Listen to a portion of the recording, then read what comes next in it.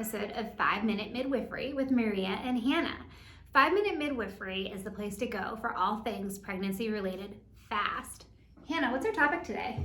Today, our topic is breastfeeding and formula feeding. While we know that physicians and midwives highly recommend breastfeeding, Maria and I are going to explore the benefits of both types of feeding today because here at 5-Minute Midwifery, we believe that fed is best. We do. So let's start with some fast facts about breastfeeding.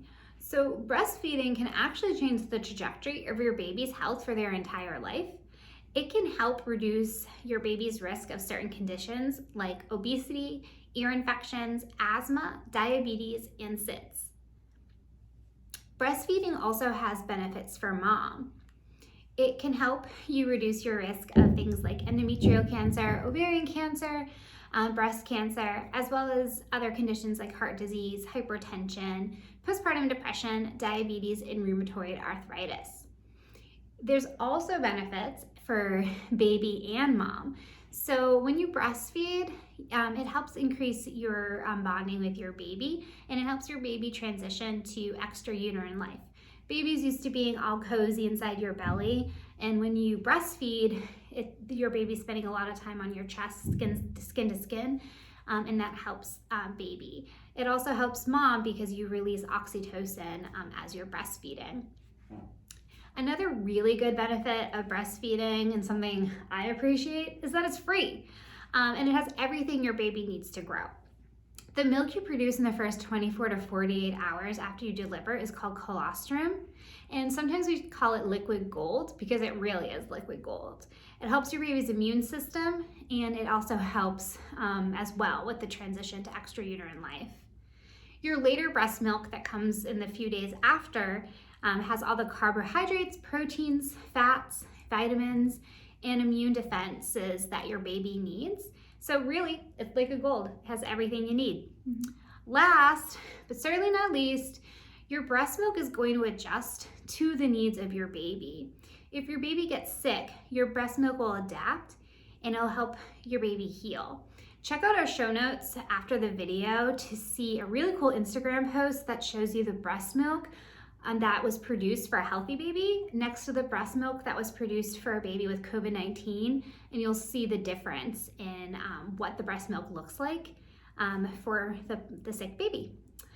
So we know that breastfeeding isn't for everybody. Mm-hmm. So Hannah, why don't you tell us more about formula feeding? Sure thing. Great.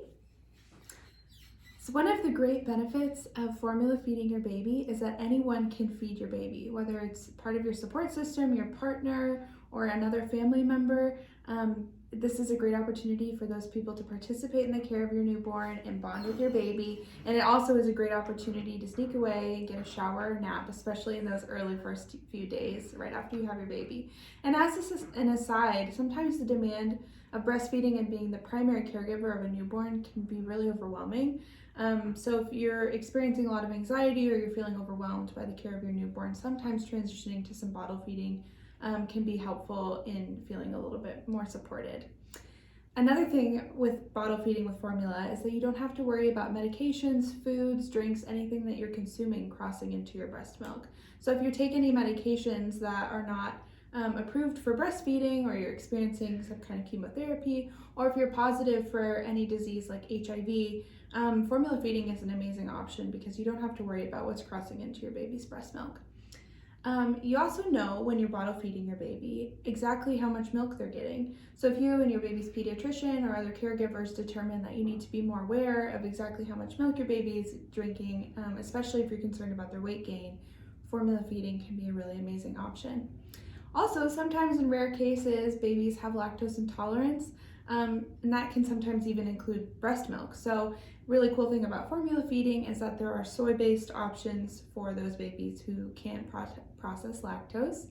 And then another big thing we want to mention is that bottle feeding is sometimes a more comfortable option in the postpartum period for transgender and non-binary parents who are not comfortable with chest feeding or would prefer to not manipulate breast tissue in any way. Thanks, Hannah. That was really great. Yeah. One thing that we really want to add is that there are many factors that influence the feeding choices that you may make as a parent. We want to acknowledge that systemic racism, a lack of job flexibility, and a multitude of biases within society have historically led women belonging to minority populations away from breastfeeding. In our show notes, we have included resources and breastfeeding groups for mamas who desire support from one another. We also want to emphasize that whether you choose to breastfeed, formula feed, or some combination of the two, the most important thing is that your baby is fed and that you have the support that you need.